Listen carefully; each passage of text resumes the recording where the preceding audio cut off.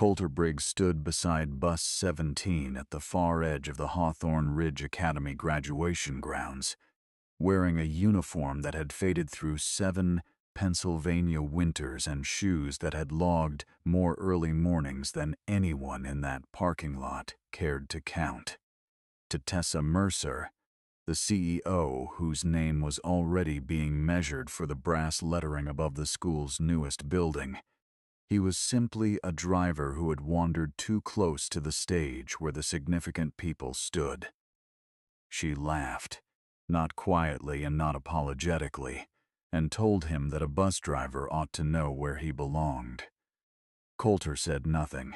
He already knew she was preparing to cut the route that had carried hundreds of scholarship students to that very stage. But when 300 graduates rose to their feet, each holding a letter, the entire auditorium went absolutely still. If you've ever believed that the people who matter most are never the ones standing at the center of the stage, stay until the end. The graduation ceremony at Hawthorne Ridge Academy that June morning was built the way the school liked to build everything, with precision, deliberate beauty, and an eye toward the photographs that would end up in quarterly newsletters and regional newspaper features. The grounds of the main lawn had been transformed overnight. Navy carpet unrolled in 2 long lanes toward a raised stage, flanked by arrangements of white garden roses, their petals still tight from the morning chill, their fragrance just strong enough to reach the front rows of white folding chairs, where parents in summer blazers settled into conversation about where their children had been accepted and at what scholarship level. A local television crew had set up near the entrance arch, their camera on a raised tripod pointing toward the podium, bearing the school seal in gold and navy. Along the sides of the lawn, trustees and the school's largest donors occupied a reserved section roped in white silk cord, their programs printed on heavier cardstock than those distributed to the general audience. It was, by every external measure, the kind of event Hawthorne Ridge had spent 2 decades calibrating, beautiful, controlled, and quietly convincing in the story it told about itself. What the camera crew did not know, and what several attendees would only learn later, was that the school's facilities team had been asked to reposition the bus staging area to the far eastern lot behind the maintenance wing.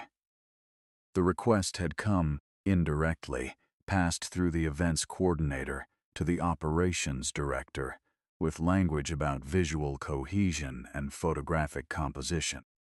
In practical terms, it meant the 3 yellow buses that had delivered dozens of scholarship students each semester were parked out of frame, out of the official photographs, and out of the sight line from the stage. Tessa Mercer, who had spoken with the school's communications director that morning about the placement of the Mercer Legacy Group banner above the entrance, had been clear the photographs from this event would serve as the anchor image for the announcement of her $5 million leadership center, and she did not want the composition cluttered by institutional infrastructure that did not project the right message. Bus 17 had arrived at 6:45 in the morning, well before the grounds crew had finished placing the last row of chairs. Coulter Briggs had pulled the vehicle into position himself, checked the tire pressure with the same deliberateness he brought to every pre-shift inspection, and wiped a smear of road dust from the driver's side mirror with the sleeve of his uniform jacket. The bus carried a quiet history in its small details. Along the upper rim of the windshield, a strip of masking tape held a row of handwritten notes, an exam schedule, a college application deadline, a hand-drawn arrow that one student had stuck there the previous fall with the words "Keep Going" written in blue marker, still faintly legible. On the shelf above the dashboard sat a flat container of individually wrapped granola bars and a small box of tissues restocked every Monday morning at Coulter's own expense. Harper Briggs had ridden with her father that morning, as she had done on significant school days since she was old enough to climb the steps without holding the railing. She was 19 now, enrolled at the state university on a partial academic scholarship, and she had grown up watching her father work categorized that most people in Hawthorne Ridge categorized somewhere between invisible and peripheral. She knew that he had been invited to today's ceremony. Delaney Brooks had called him personally the week before, and she had assumed, without examining the assumption too closely, that the invitation meant he would be welcomed somewhere near the event itself. When the facilities coordinator directed them to the eastern lot, Harper had watched her father nod once, say thank you, and pull the bus forward without complaint. She had not said what she was thinking. There would be time for that later. Tessa Mercer arrived at 9:10 in a dark car that pulled directly to the reserved lot adjacent to the stage entrance. She stepped out in tailored cream linen, her son Preston walking slightly behind her, his graduation gown folded over his arm and his expression carrying the studied neutrality of someone who had learned to navigate public events by watching his mother work through them. Tessa carried the announcement of her foundation's new gift in an envelope in her clutch, the formal language already rehearsed, the framing already tested with the communications firm that handled Mercer Legacy Group's public presence. What she had not put into any official document, what lived instead in an appendix of the proposed facilities agreement, was the condition that would reshape the school's budget priorities in ways that most of the families seated on that lawn could not have imagined even if they had read the program end to end 3 times.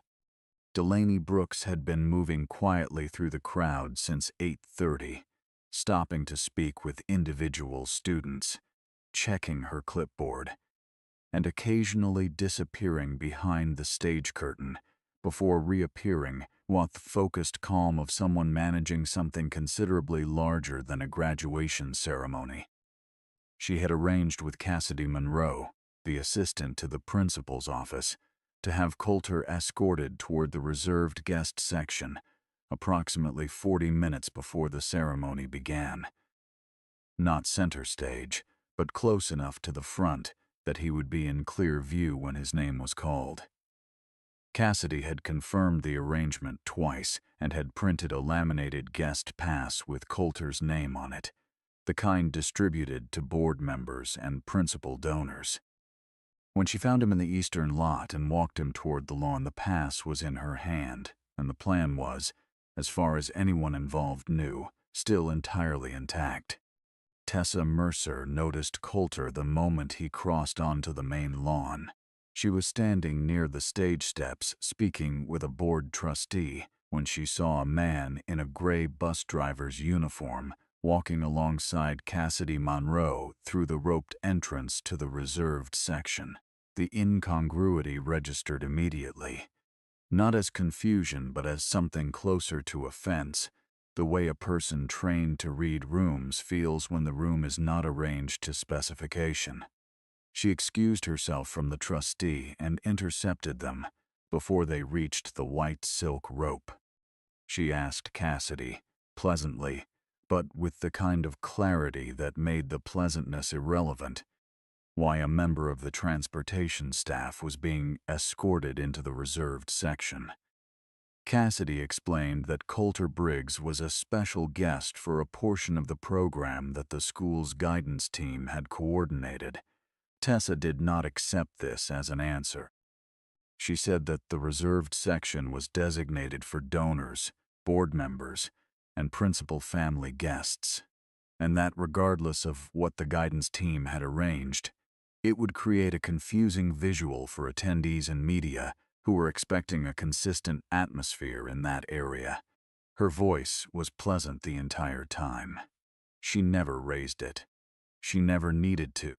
Two parents who had been standing nearby turned toward the exchange. One of them offered a small laugh, not cruel, precisely, but the kind that happens when someone in a position of social authority makes a dismissive observation and a nearby audience ratifies it without quite deciding to. Coulter stood in his faded uniform and said nothing, his hands loose at his sides, his expression steady. Cassidy looked at her clipboard. Tessa looked at Coulter. Then she said it directly. A bus driver should know where he belongs, and the stage was built for the people who created futures, not for the people who transported others toward them.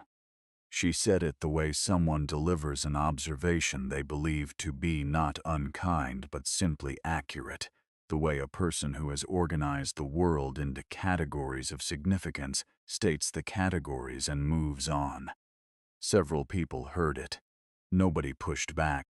Coulter looked at her for a moment before he spoke. He said that sometimes, without the right route running at the right time, some kids would never arrive at the future at all. It was a quiet sentence, delivered without performance, without waiting for a reaction. Tessa looked at him with the expression of someone who has been offered a bumper sticker, where they expected a spreadsheet, and she permitted herself a short, dismissive laugh. She told Cassidy to find Coulter a seat near the bus staging area, and then turned back toward the stage steps. Harper had been watching from 20 feet away. Her jaw had tightened from the moment Tessa intercepted them, and by the time Tessa laughed, Harper had already begun walking forward. Coulter stopped her with a hand on her arm before she got within speaking distance of the CEO. He shook his head once, very slightly, and guided her back toward the edge of the lawn with the unhurried authority of a man who had decided exactly what this morning was going to be, and was not going to let a 4-minute exchange alter the architecture of it. What Tessa did not know, what she could not have known without reading the full program that Delaney and Cassidy had carefully guarded from administrative revision, was that the moment she had just created, the laugh and the dismissal in front of board members and a local television crew, would become the exact context that made everything that followed not just emotionally resonant, but structurally decisive. She had handed the afternoon its hinge point, casually, while thinking about the placement of her banner. The version of Coulter Briggs that most of Hawthorne Ridge Academy had ever seen was the one in the uniform. The early arrival, the deliberate pre-shift check, the person who held the door of bus 17 open every morning at the same stop in the same sequence, who remembered every student's name after 2 days and never seemed to forget it.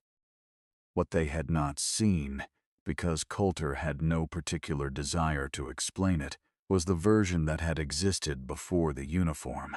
The man who had spent 11 years as a transport safety systems engineer for a contracting firm in Pittsburgh, designing the restraint and alert systems used in school bus fleets across 4 states, whose work had been cited in a State Department of Transportation safety review, and who had, by his late 30s, built a career that by every standard measure was tracking upward at a reliable and irreversible incline. His wife Paige had died in the spring, not dramatically and not suddenly, but in the slow, reorganizing way that a long illness eventually runs out of room to renegotiate. She had been 38. Harper had been 12.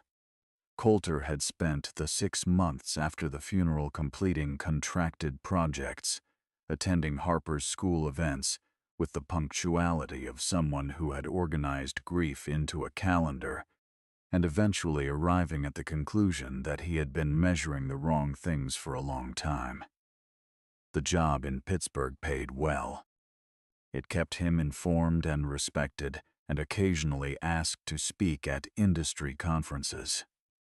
It did not keep him in the same building as his daughter during the hours when a 12-year-old needed a parent to be physically present rather than competently present at a distance. He resigned in the following October.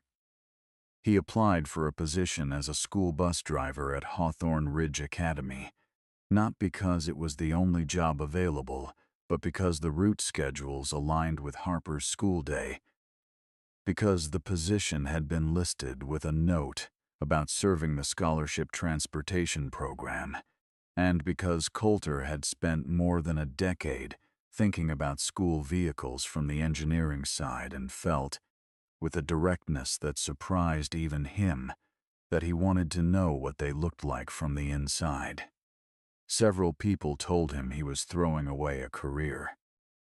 A former colleague from Pittsburgh called twice to ask if the resignation had been a mistake. Coulter thanked him both times and did not return the third call.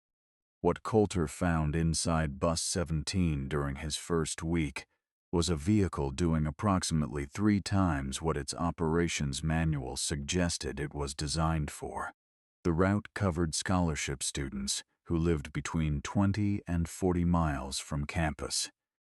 Students who had no alternative transportation and whose academic calendars depended entirely on the consistency of the pickup schedule. He found students eating nothing for the first period of the day because the nearest food source was inaccessible before the bus departed. He found one student who had been missing the opening class intermittently for 2 months because a pickup point required a 3-block walk that was problematic in winter ice without adequate footwear. He found another managing a chronic anxiety condition that peaked during the transition from home to school, who had developed a habit of arriving at the bus stop 20 minutes early, simply because the quiet wait was the most predictable part of the day. He began making changes the way engineers do, methodically, without announcing them. He reconfigured 2 pickup points with the operations director's approval, secured a standing agreement with the cafeteria to provide a small supply of breakfast items for the route, and installed a small whiteboard at the front of the bus that he updated weekly with exam schedules and application reminders. When the heating system failed one February and the maintenance queue ran 3 weeks behind, he sourced the correct replacement component himself and asked a mechanic friend to install it on a Saturday morning, covering the labor cost from his own paycheck and filing the parts receipt for later reimbursement.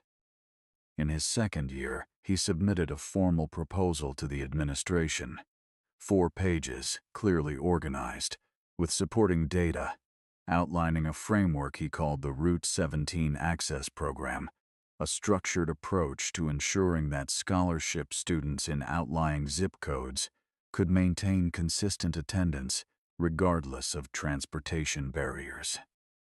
The administration approved it 6 weeks later. In the 7 years since, the program had served more than 400 students. None of this was information Coulter had ever led with in conversation. He had simply driven the route every morning, learned the names, kept the granola bars stocked, and watched the students whose lives ran on Bus 17 graduate 1 year at a time. Sterling Quinn had been reviewing the annexes to the Mercer Legacy Group gift agreement on a Tuesday afternoon 3 weeks before graduation when he found the language that stopped him mid-page. He was not a man who startled easily. 30 years in education administration had given him a tolerance for bureaucratic complexity that most people would find exhausting, but the clause in question was not complex. It was remarkably clear once you understood what the terms were describing. The agreement called for a restructuring of the school's operational budget concurrent with the acceptance of the $5 million gift, with specific language directing that transportation expenditures be evaluated for efficiency alignment, and that routes serving fewer than a defined threshold of students per mile be considered for consolidation or discontinuation in the following fiscal year. Route 17, which served a geographically dispersed population of scholarship students across a large radius, would fail that threshold by a significant margin. The language had been drafted carefully enough that no single sentence said anything explicitly inadvisable. The paragraph as a whole said it plainly. Sterling brought it to Vaughn Holloway the following morning. Vaughn read it twice, set it down, and sat quietly for a moment, in the way that a person sits when they have just been handed a confirmation of something they had hoped was not true. The school needed the Mercer gift. The endowment had been under pressure for 2 consecutive fiscal years. The deferred maintenance list was growing, and the proposed leadership center had already been mentioned in 2 regional press releases as an example of the school's forward momentum. Vaughn had told the board in February that the gift was close to final. Reversing course now, publicly, would require a set of explanations he was not certain he could make coherently. Coulter learned about the annex language the way people who are not invited to relevant meetings tend to learn things, sideways through operational details. A request came through his supervisor asking him to prepare a comprehensive data summary of Route 17, total students served by academic year, attendance consistency metrics, distance per student per route day, operating cost breakdowns. It was framed as a routine administrative review. Coulter completed the summary in 2 evenings, organized it into a 4-page document with supporting charts, and submitted it through the standard operations channel. It was not until the following day, when a colleague mentioned that transportation data had been specifically requested by the Mercer Group's finance team, that Coulter understood what the summary was actually being used for. He submitted a separate addendum, 8 paragraphs, closely argued, focused entirely on the academic outcomes of the students the route served. Through the same channel with a notation requesting that it be included with the original summary when forwarded to any external reviewing party. The addendum never reached Tessa Mercer's team. It was held at the level of administrative review as outside the scope of the financial analysis, and Coulter was informed of this in a brief email from the operations director's assistant. Delaney Brooks heard about the addendum because Coulter had sent her a copy, not as an escalation but simply as information. She read it on a Wednesday night at her kitchen table and then read it again. She had already been collecting letters from the graduating class for 3 weeks by that point, having proposed the idea to students in her caseload as a way of honoring the adults in the school community who had shaped their experience in ways the official ceremony would not capture. The response had been larger than she expected. By the time she read Coulter's addendum, she had received 162 letters, and the pile on her kitchen table was still growing. She understood, reading the addendum alongside the letters, that what she had assembled was not a sentimental tribute, but a body of evidence. She spent the next 2 weeks gathering the remaining letters with a quiet urgency that her students recognized but did not fully understand, and she organized the full collection of 300 into a polished wooden box that she had asked a carpentry teacher to make, its lid engraved with the words, Route 17, the road that brought us here. The letters themselves were not the kind of writing that appears on plaques or in dedication programs.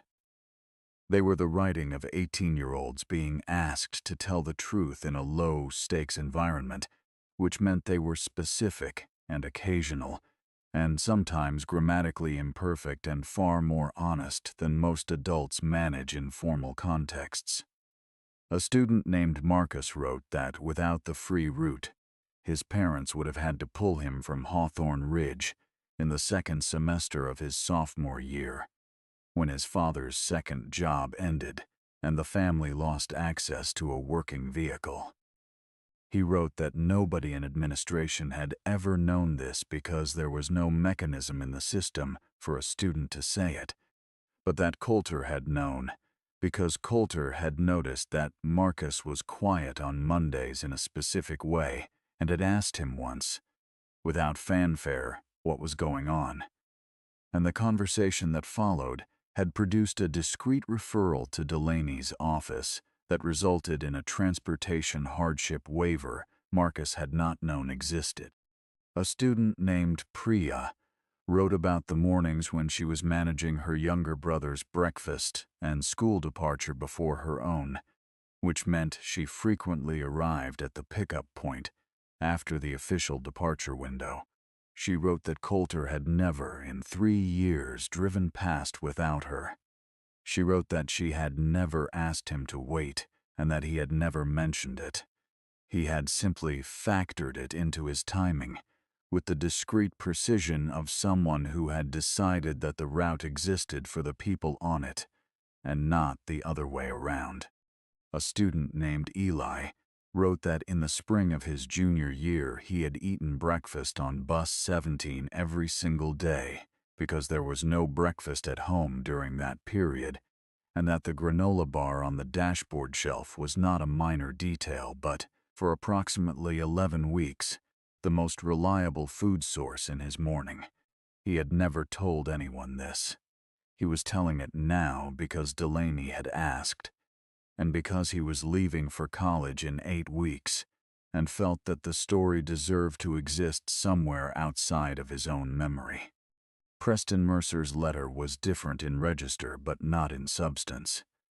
He had written it in one sitting on a Sunday afternoon, and it described a particular evening in the fall of his junior year when he had missed his regular ride home and ended up on bus 17 for the first time. He wrote that he had been in a bad stretch, not the kind that generates concern calls to parents, but the kind that sits quietly inside a person and changes how they understand themselves. He wrote that Coulter had simply talked to him for the 40-minute ride, the way an adult talks to a person, not to a student or a CEO's son, or a demographic category, and that at the end of the ride he had said something Preston had not heard from anyone in approximately 2 years. Don't let your life become someone else's presentation. Preston did not explain in the letter what this meant to him specifically. He did not need to. Delaney finished reading all 300 on a Friday evening and sat with them for a long time before she began writing the program notes. What she had was not a thank you to one person but a forensic account of what Route 17 had actually done, not in aggregate statistics, but in the granular texture of individual lives, and it was the only record in existence that could hold that information in a form that 300 people in an auditorium could encounter directly and simultaneously. Tessa, Mercer's events coordinator, had reviewed the graduation program draft 4 days before the ceremony and flagged a 12-minute segment described as a community recognition moment for school support staff. Tessa responded that any recognition for non-academic personnel should be handled as a brief mention during opening remarks and not built into the formal program as a standalone item. The events coordinator relayed this to Cassidy, who called Delaney, and the two of them spent 20 minutes discussing their options. Delaney said she was not going to gut the segment. Cassidy said she agreed. Neither of them needed to decide anything further yet. The ceremony was still 4 days away, and 4 days was enough time for situations to clarify themselves. Preston had known for 2 weeks that his mother's gift came with a condition, because he had overheard the relevant conversation through a door that had not been fully latched. He had not been eavesdropping deliberately. He had walked down the hall and heard Tessa's voice speaking with the precision she reserved for calls she wanted to conclude efficiently, and he had stopped walking before he consciously decided to. She was describing Route 17 to someone on the other end. He gathered it was someone from the Foundation's legal team. As an operational inefficiency that the board had been carrying for years out of habit rather than strategy, and that the restructuring provision in the gift agreement would provide the administrative cover to address it without requiring the school to defend the decision independently. Preston stood in the hallway for 90 seconds before continuing to the kitchen. He made himself a bowl of cereal and sat at the counter and thought through what he had just heard, the way he worked through difficult problems in physics, starting from the known facts and following them forward until he arrived at the conclusion the structure was pointing toward. The known facts were these: his mother's gift, if accepted as written, would eliminate the funding mechanism for the route that had carried Marcus and Priya and Eli and 37 other people in his graduating class to school for somewhere between 1 and 4 years. Several of those people would not have graduated without it. He went to his mother's home office that evening and knocked on the open door. Tessa was reviewing documents, and she looked up with the expression of someone who had allocated her evening efficiently and was tracking against that allocation. Preston asked whether she had read any of the letters the graduating students had written. She said she had been sent a summary from the events coordinator and that it was a thoughtful gesture. He asked if she had read the actual letters, not the summary. She said the distinction was not particularly relevant and asked what was on his mind. He told her he had heard the call. Tessa's expression shifted into the particular neutrality she wore when she was deciding how to reframe a situation without conceding its terms. She said that what she was doing was helping the school build something that would serve thousands of students over decades, and that the difficult part of that kind of work was accepting that transitional periods involve trade-offs that not everyone would understand immediately. Preston said he understood the logic. He also said he understood that the trade-off had a specific shape, which was that the students whose transportation depended on Route 17 were disproportionately the students with the least access to alternatives. Tessa told him that the school had obligation frameworks in place for students with documented hardship situations, and that the existing systems would absorb the impact. Preston said he did not believe that was accurate, and that if it were accurate, she would have included it in the press materials rather than in an annex. Tessa set down her pen and said he was welcome to have opinions about the policy, and that she would always listen to them, but that the event on Thursday was significant for the family and for the foundation, and she was asking him not to introduce complications into a day she had spent 4 months organizing. He said he understood and left the room without agreeing. The following morning he went to find Delaney before first period and told her what he knew about the annex. She told him she had been aware for 2 weeks. He said that if the recognition segment was cut, he would read his letter during his valedictorian address regardless of the program structure, because the letter was about Route 17 and about what the route had actually done, and if that information was going to exist anywhere in that auditorium, it was going to exist. Delaney looked at him for a moment with the expression of someone recalibrating a variable they had been uncertain about. Then she said, "I'll keep the segment in."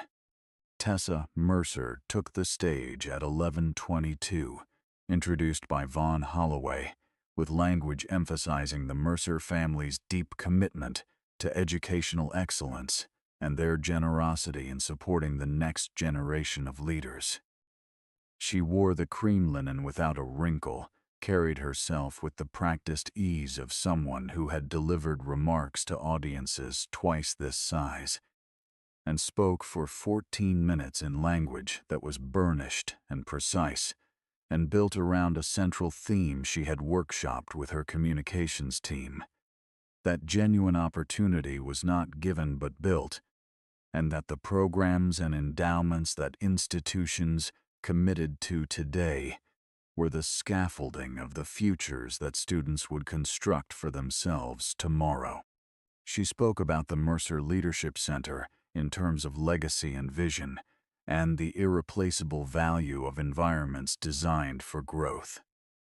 She praised the faculty, praised the students for their resilience and competitive spirit, and spoke about the responsibility of institutions to invest not in what had worked yesterday, but in what would be required tomorrow, to look forward rather than backward, to replace the comfortable and familiar with the structures a changing world actually demanded.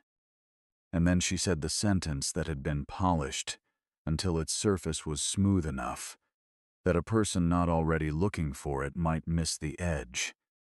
A great school cannot spend its future carrying the past in old vehicles. It has to build the new structures that will take the next generation somewhere none of us have been.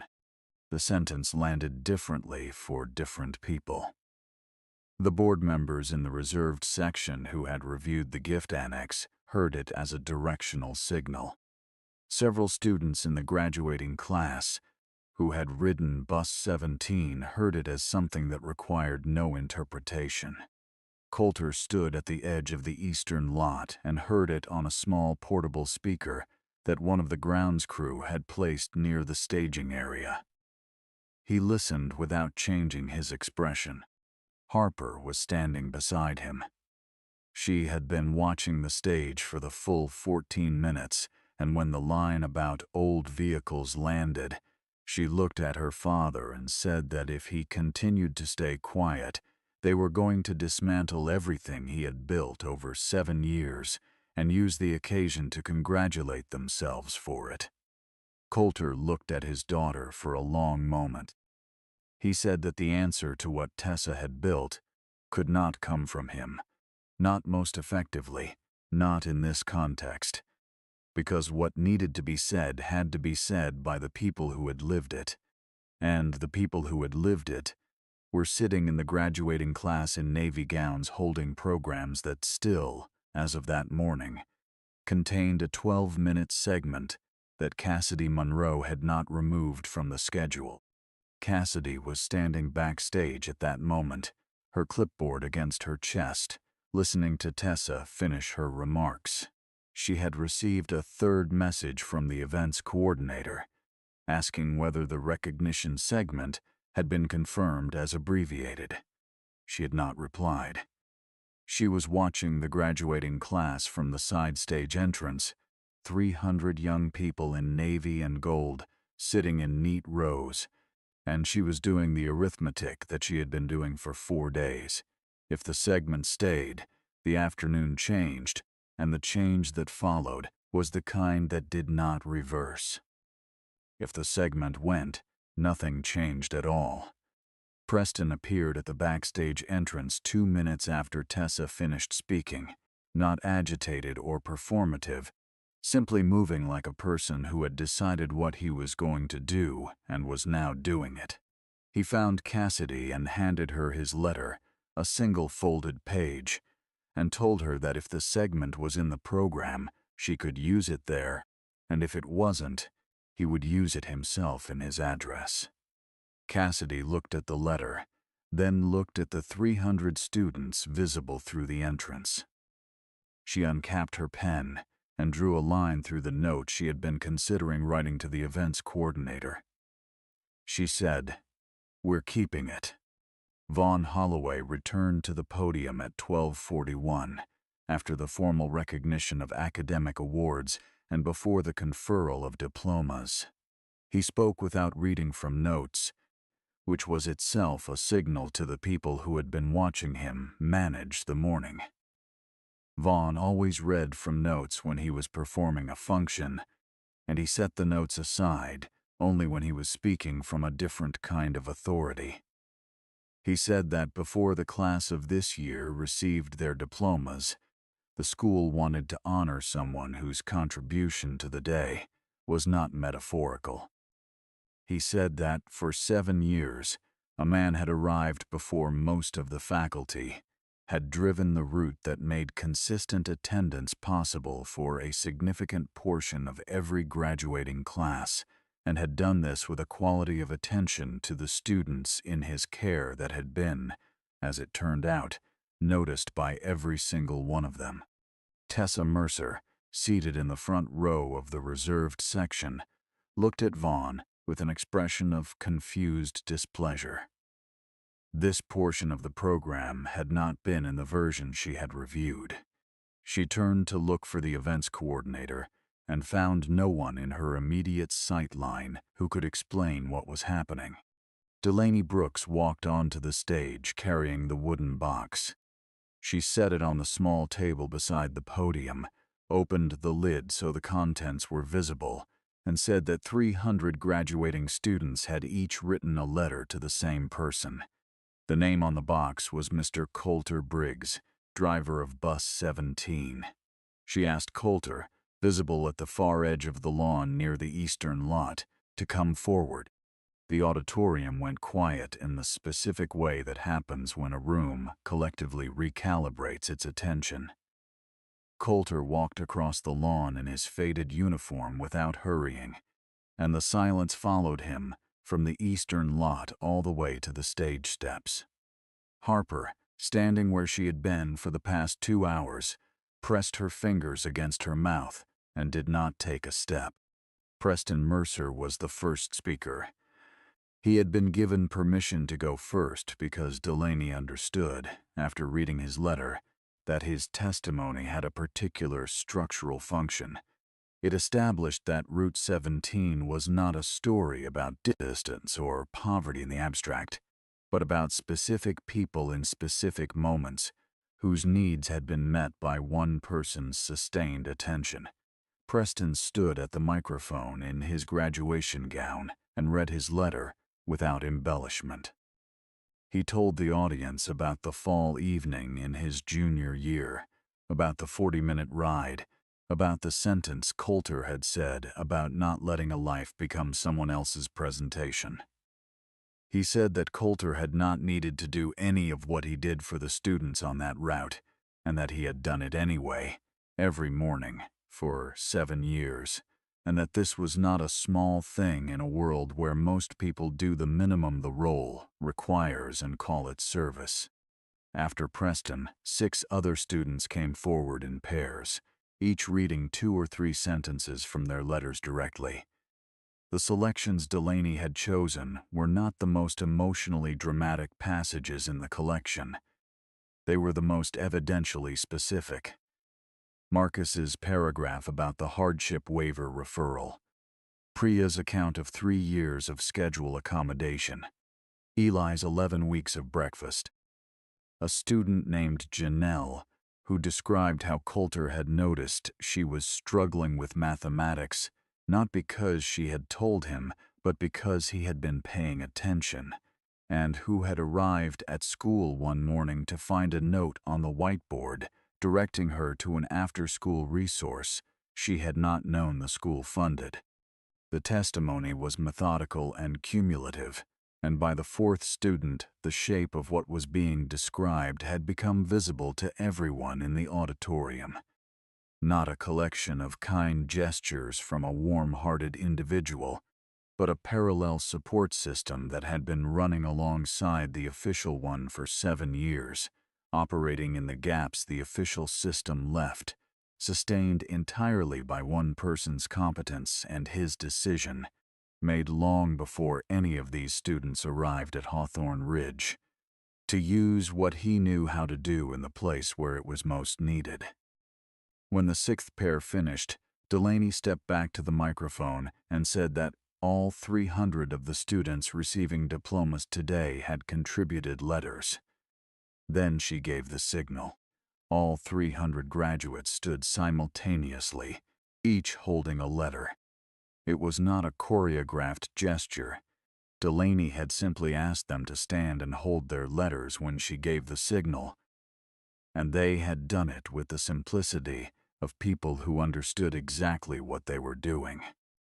300 standing graduates, each holding a sheet of paper, facing a man in a faded uniform who had arrived at the eastern lot before 6 in the morning, created a visual that the television camera near the entrance arch had no difficulty framing. Vaughn Holloway looked at the standing class for several seconds before he looked at the board members. Sterling Quinn was already looking at him. Tessa Mercer was looking at the 300 letters. She had set down her water glass at some point during Preston's remarks and had not picked it up again. Sterling Quinn walked to the podium without being introduced. He was 71 years old and had chaired the school board for 9 of those years, and he had the bearing of someone who had decided, before leaving the reserved section, that the next several minutes were going to be uncomfortable regardless of how they were managed, and that the only question worth answering was whether the discomfort served the correct purpose. He said that he wanted to speak directly to the school community about something that had not been part of the original agenda, but that the testimony of the graduating class had made it impossible, in good conscience, to defer. He said that the Board of Trustees had been reviewing a proposed gift agreement that included provisions related to the school's transportation budget, and that those provisions would have resulted in the discontinuation of Route 17 and the access program it supported. He said this plainly, without softening language, and the sound that came from the audience when he finished the sentence was the involuntary collective response that happens when an institutional secret is named in the open air. Tessa Mercer sat with the stillness of a person controlling a response with visible effort. Her jaw had set. Several board members near her did not look in her direction. Sterling said that the board had arrived at a decision following a private meeting the night before, and he stated 3 things clearly and in sequence. The Route 17 access program would be permanently funded, with dedicated budget allocation reviewed annually by the board and protected from operational restructuring under any future gift agreement. The Mercer Legacy Group gift, if accepted by the school, would be restructured to allocate no fewer than $1.5 million towards student transportation and nutrition programs, with the remainder available for the proposed Leadership Center under revised terms. And Coulter Briggs would be invited to join the school's Operations and Student Access Advisory Committee, with a formal role in reviewing transportation and attendance infrastructure, recognizing that his expertise extended considerably beyond the job description that had been assigned to him. Sterling said nothing else. He returned to his seat. Tessa stood. She said, with the precision of someone selecting words in real time from a narrowing set of available options, that announcing modifications to a private gift agreement during a public ceremony was not standard institutional governance, and that the Foundation expected a formal conversation before any revisions were treated as finalized. Sterling said, without returning to the podium, that the board considered the public nature of the announcement appropriate, given the public nature of the conditions that had triggered the review. The exchange lasted approximately 30 seconds. It was not resolved in those 30 seconds. It was, however, concluded. Preston rose from his seat in the graduating class, still in his gown, and said loud enough for the rows around him and the stage microphone to carry. His mother had always told him that leadership meant being accountable to something bigger than your own plan, and he thought this was that. Tessa looked at her son. She said nothing. The camera had swung toward the exchange before Preston finished speaking. Coulter, who had been standing on the stage throughout the board announcement, walked to the microphone when Delaney asked if he wanted to say something. He stood there for a moment, not to think, but to let the weight of what he was about to say settle correctly. He said, "If Route 17 stays open, everything that needed to happen today has happened." He stepped back. He did not add to it. The formal ceremony ended at 2:15. The grounds crew began collecting chair rows from the outside in. The white ropes came down from the reserved section. The navy carpet was rolled from its far end toward the stage, and the school gradually reassembled itself from an event into a place. Most parents departed with their graduates in the hour following the diploma conferral. Photographs on the lawn, a few lingering conversations near the stage, the slow dispersion that follows every ceremony. The television crew packed their equipment and left by 2:30. Coulter stayed. He was at the front of Bus 17, checking the windshield washer reservoir, when Tessa Mercer crossed the eastern lot toward him. She was alone, no communications director, no events coordinator, no envelope in her hand. She stopped a few feet from the bus and said she wanted to apologize. Coulter set down the washer fluid cap, straightened up and looked at her. Then he said, "You don't owe the apology to me first. The people it belongs to are the ones who sat on this bus for 4 years not knowing their route was being evaluated for elimination while they were doing everything they were supposed to do to stay in school." She looked at him. He said this without heat, not as a rebuke exactly, but in the way that a person states a fact that is also a redirect. Because the fact is more important than the interpersonal transaction it interrupts. Tessa was quiet for several seconds. She said she had not fully understood what the annex would mean in practice. Coulter said he believed her. He said that the way he understood it, the annex had been designed to describe an operational efficiency measure, and that operational efficiency measures were frequently written by people who had not ridden the route. She asked what that meant. He said it meant that the numbers in a transportation budget describe cost per mile and students per route day, and that what the numbers do not describe is the student who gets on the bus at 6:15 in the morning, because it is the most reliable structure in her week, or the student who eats breakfast on the bus, because the bus is where breakfast is available, or the student who stays on the route for 4 years and graduates on time and goes to college because someone was paying attention to whether the route was working for the people on it and not just working on paper.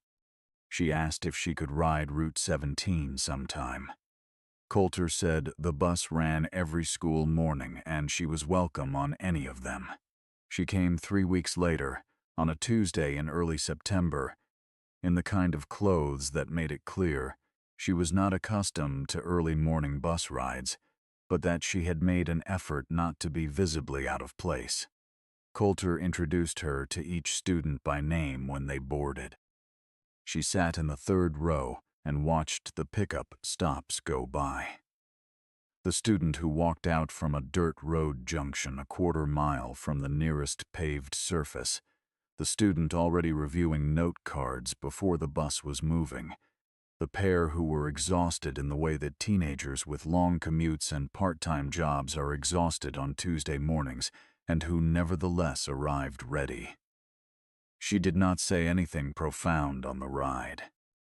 She watched, and she was quiet, and when she stepped off at the school entrance, she thanked Coulter in a way that was shorter and more specific than anything she had offered in the ceremony. The Route 17 Access Program was formally codified in the school's operating charter the following spring. The wooden box with its 300 letters was mounted in the main hall near the guidance suite, behind glass, with a small typed card explaining that the letters had been presented at commencement and represented the case that was made. and the case that succeeded for keeping the program running. The seat directly behind the driver's position on Bus 17 was marked with a small brass plate that 3 members of the carpentry elective had made voluntarily and asked Coulter to accept. It read, "This seat belongs to everyone who needed it." In the October of the following year, a new student boarded Bus 17 for the first time. She was a freshman who had arrived at the stop 4 minutes early because she was not sure how these things worked and had decided that being early was less risky than being late. She climbed the steps, saw the brass plate on the front seat, and asked Coulter if the seat was taken. He looked at the plate for a moment, and then he looked at her, and he said, "The people who sat there before you left enough behind to get you started. The rest is yours." She sat down. He closed the door. Bus 17 rolled out of the stop and into the morning, the same route it had run for 7 years, carrying the same kind of weight it had always carried, not the weight that registers on a maintenance form, but the weight of someone dismissing, one more time, that the distance between where a child starts and where a child deserves to arrive is not an abstraction but a road, and that someone who knows how to drive it ought to.